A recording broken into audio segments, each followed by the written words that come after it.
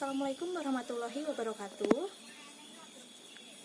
Nah, anak-anak bagaimana kabarnya? Semua baik? Nah, sebelum kita memulai pelajaran pada hari ini, alangkah baiknya kita membaca doa terlebih dahulu. Kepada ketua kelas dipersilahkan.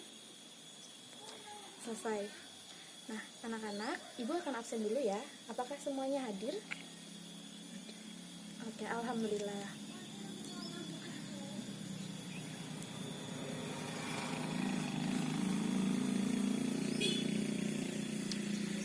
Anak-anak, sebelum kita masuk ke dalam materi, ibu akan bertanya sedikit. Pernah tidak kalian bermain sepak bola? Atau bermain basket? Atau yang perempuan mungkin bisa atau pernah bermain bulu tangkis. Nah, kalau sudah pernah, coba diingat-ingat gimana sih bentuk dari lintasan bola atau kok yang kalian mainkan. Nah, betul, berbentuk setengah lingkaran atau berbentuk gerak parabola seperti pada video yang ditayangkan berikut ini. Nah,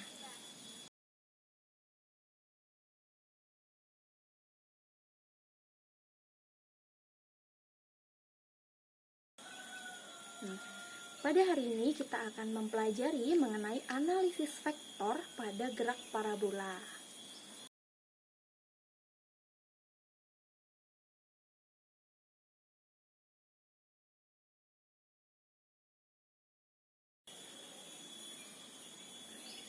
Analisis vektor dibagi menjadi dua sub pokok bahasan. Yang pertama adalah gerak dengan analisis vektor, yang kedua adalah gerak parabola. Yang pertama, gerak dengan analisis vektor.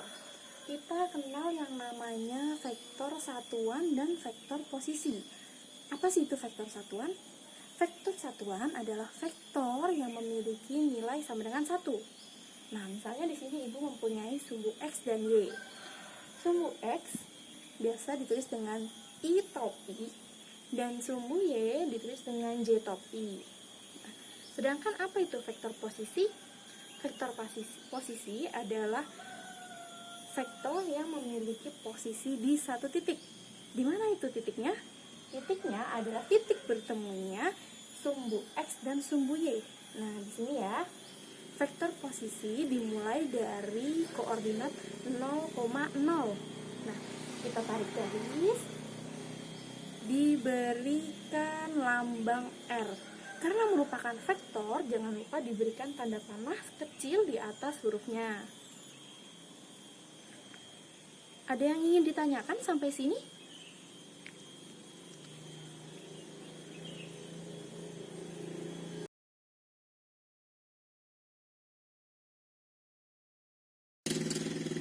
Bagus sekali. Bagaimana jika diketahui terdapat dua titik atau dua posisi? Nah, misalnya di sini ada sumbu X dan Y, ada titik A dan titik B. Jika terdapat dua titik, berarti terjadi yang namanya perpindahan posisi, yaitu perpindahan posisi dari A dan B yang diberi lambang delta R. Betul, delta R. Setelah ada delta R, kita akan gambarkan vektor posisinya. Vektor posisi A berarti dari titik 0,0 ke titik A, kita tulis R1 ya. Dari titik 0,0 ke titik B, kita tulis R2. Nah, tinggal kita gabungkan aja. Mana yang searah? Yang searah adalah R1 ditambah delta R sama dengan R2. Gimana, paham? Paham ya, karena dia searah R1 dengan delta R. Kemudian R1-nya kita pindah menjadi negatif, sehingga delta R sama dengan R2 dikurangi R1. Atau bisa kita tulis delta R sama dengan X2 min X1I ditambah Y2 min Y1I. Nah, inilah yang dinamakan persamaan dari perpindahan suatu gerak benda. Nah, vektor perpindahan terhadap selang waktu biasanya disebut dengan kecepatan. Bagaimana sih persamaannya?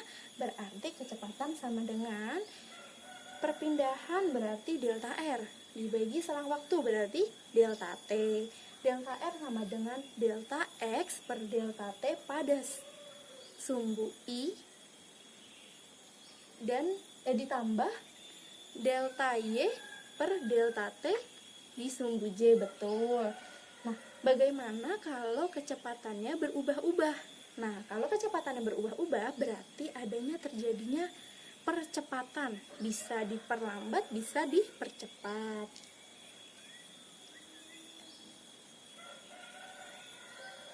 Apa itu percepatan?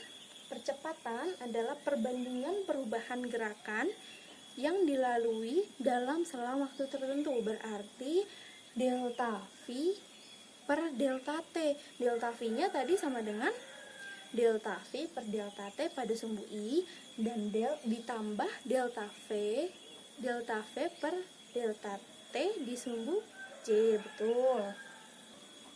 Nah, selanjutnya kita akan membahas mengenai gerak parabola. Seperti video di awal tadi, lintasannya berbentuk setengah melingkar atau disebut dengan lintasan gerak parabola. Nah, pada gerak parabola kita harus mengenal dua konsep. Konsep yang pertama yaitu konsep gerak dua dimensi, yaitu konsep yang melibatkan sumbu horizontal dan sumbu vertikal. Nah, di sini Ibu mempunyai sumbu X dan Y. Kemudian bola Ibu tendang dari posisi 0,0 melengkung ke atas. Nah, membentuk lintasan parabola. Setelah dilepaskan, di dekat sumbu 0,0 atau koordinat 0,0 terdapat kecepatan awal.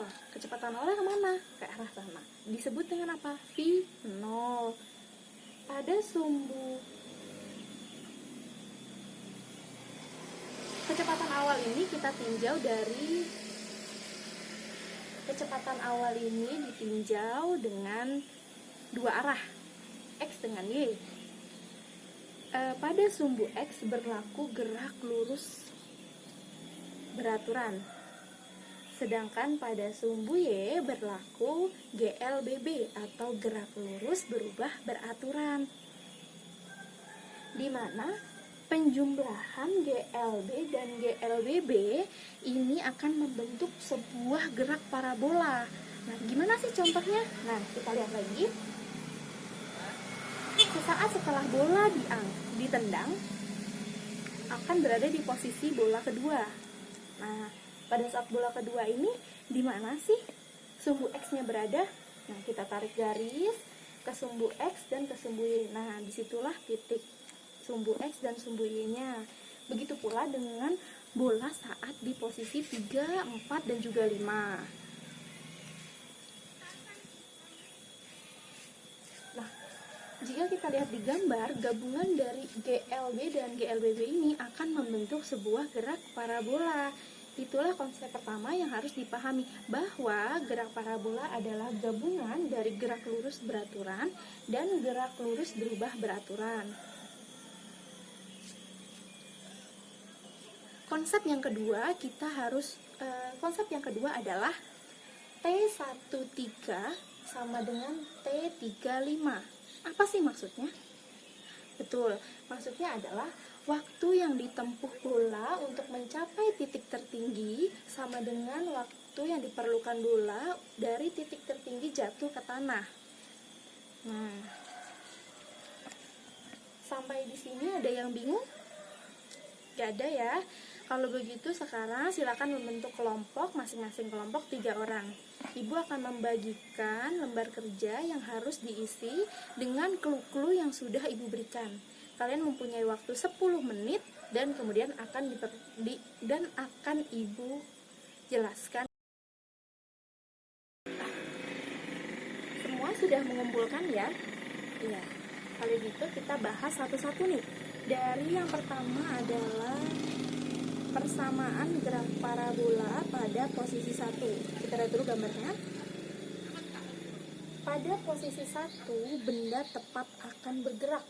Berarti V0X sama dengan V0 dikali cos theta. Sedangkan V0Y-nya sama dengan V0 dikali sin theta. Betul. Untuk persamaan gerak parabola pada posisi 2. Kita lihat gambarnya. Pada gerak parabola di posisi kedua, bola mulai naik ke atas. Berarti yang terjadi adalah betul, GLBB diperlambat. Karena GLBB diperlambat, maka VT sama dengan V0 min GT. Atau diganti VY sama dengan V0Y min GT. Nah, V0Y-nya diganti dengan V0 sin theta. Betul. Bagaimana dengan ketinggiannya? Ketinggian yang digunakan yaitu H sama dengan V0Y dikali T min setengah GT kuadrat. V0Y-nya kita ganti V0 sin theta ya, seperti biasa. Nah, yang selanjutnya persamaan gerak parabola pada posisi 3. Kita lihat dulu gambarnya. Pada posisi ketiga, bola berada di puncak ketinggian maksimal. Pada ketinggian maksimal berarti VY sama dengan 0 dong. Betul. Karena VY sama dengan 0, maka V0 sin theta min GT sama dengan 0. Kita substitusikan, kita pindah. Sehingga T max sama dengan V0 sin theta per G. Dengan H max-nya kita dapat H max sama dengan V0 kuadrat sin theta sin kuadrat theta per 2G. Ini sudah betul ya. Nah, bagaimana dengan posisi yang keempat? Pada posisi keempat, bola mulai turun. Berarti yang terjadi adalah gerak lurus berubah beraturan dipercepat. Betul. Pada gerak lurus berubah beraturan dipercepat, maka VT sama dengan V0 plus GT. Kebalikan dari diperlambat ya. Kita ganti VY-nya sama dengan V0Y plus GT. V0Y-nya kita ganti jadi V0 sin theta. Betul. Jarak terjauhnya yaitu V0T ditambah setengah GT kuadrat. Sedangkan ketinggiannya sama dengan V0Y dikali T ditambah setengah GT kuadrat. V0Y-nya kita ganti menjadi V0 sin theta. Nah, Ibu rasa semuanya sudah paham. Sangat bagus jawabannya. Semua sudah sangat tepat. Untuk materi pada hari ini Ibu rasa sudah cukup. Terima kasih, semoga materi hari ini bisa bermanfaat dan bisa menjadi dasar untuk pembelajaran di kemudian hari. Terima kasih. Kurang lebihnya Ibu mohon maaf. Wassalamualaikum warahmatullahi wabarakatuh.